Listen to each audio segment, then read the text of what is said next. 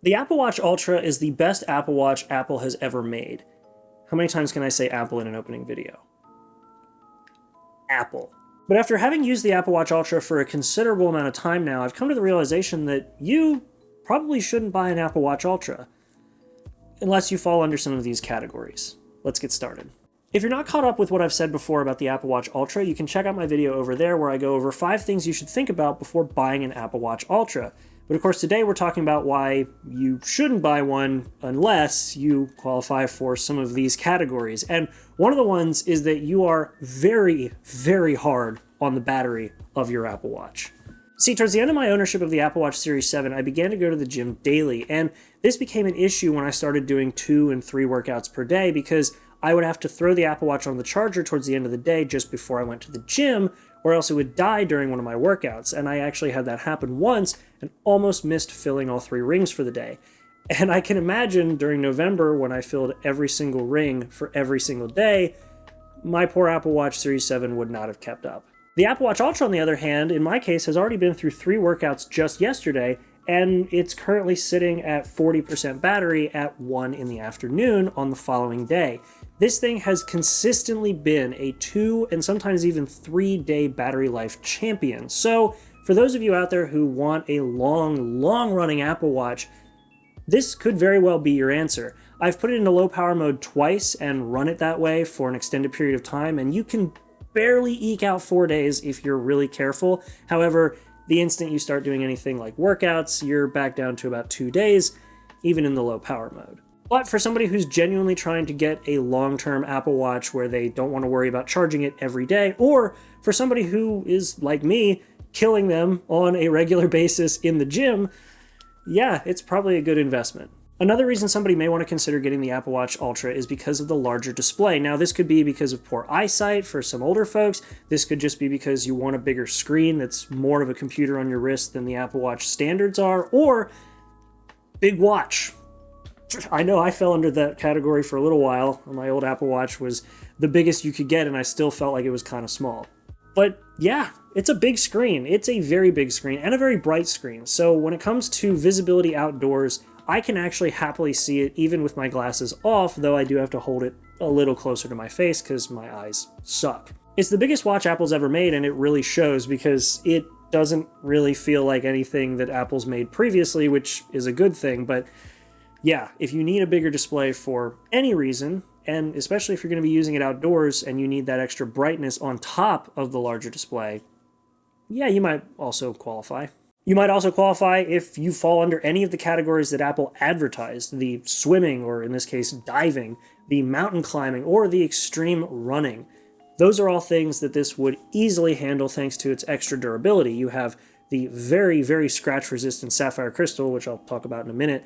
You also have the full titanium shell, which I have beat the crap out of, and it still doesn't show any signs of wear or tear. It looks as good as the day I got it out of the box, and I'm genuinely impressed because I've had a few pretty hard railing and door sill whacks where I thought that it was definitely going to have some issues, and then I brush the paint off of it that came off of the door or the railing I scraped it on, and there's no damage. So yeah, in the case that you are extremely hard on your Apple Watch, this may qualify. And one of the examples that I have alongside just hitting it on door frames and hitting it on railings is the fact that I have a car that I'm selling because it's a pile of junk that keeps breaking, and anytime I've worked on it, I have always left my Apple Watch on just because I never take my watches off anyway. I have a watch tan because of that. But when I was working on this car for the first time while wearing my Apple Watch Ultra, I could feel something rubbing against the front of the display, and I was on the interior, so I just assumed it was a piece of plastic, and I kept on working.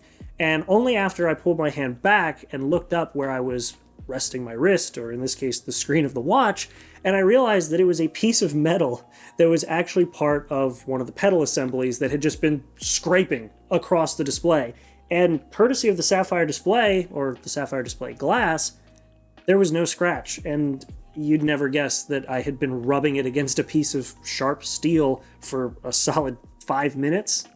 Super impressive. Yeah, so like I said, if you are extremely hard on your Apple Watches, which I know I used to be, half the reason I had a Series 7 was because I broke the previous generation and Apple just bumped me up to the new one during the shortages. So yeah, if you break your watches a lot, it might be worth the investment as well. Lastly, I would say that it's really not something that I agree with, but if you just want the biggest and baddest Apple Watch out there, yeah, I wouldn't say you qualify, but I mean, who's going to stop you if you've got $800 to drop on a super, super premium Apple Watch built of all the best materials and that looks like nothing they've made before?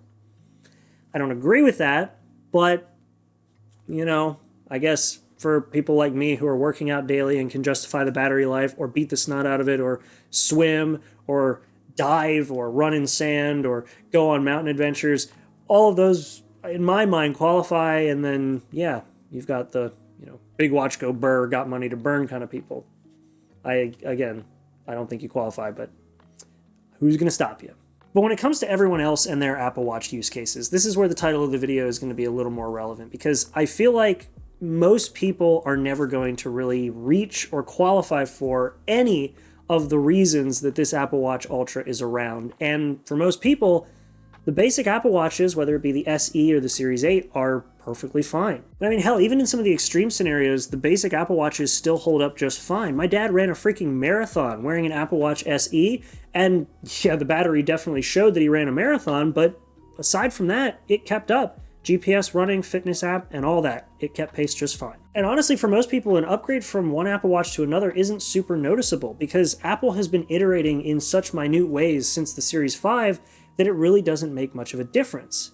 I mean, yeah, we've got the blood oxygen sensor, the heart rate monitor upgrades with the ECG functionality, temperature monitor, and if we go way back, we've got the always-on display. But when you look at an Apple Watch and compare the two, or even wear the two, it's not going to make a huge difference to most users.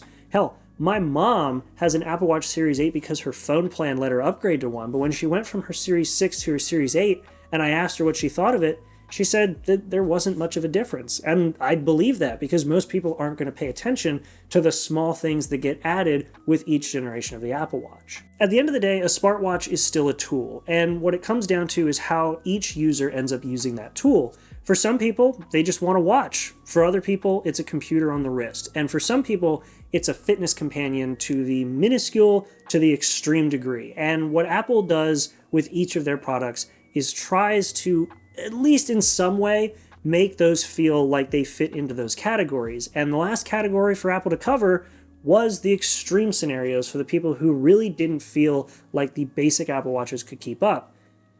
And that's where we got the Ultra. So at the end of the day, you probably shouldn't buy an Apple Watch Ultra unless you watch this video and realize that you qualify for one of the extreme cases I mentioned.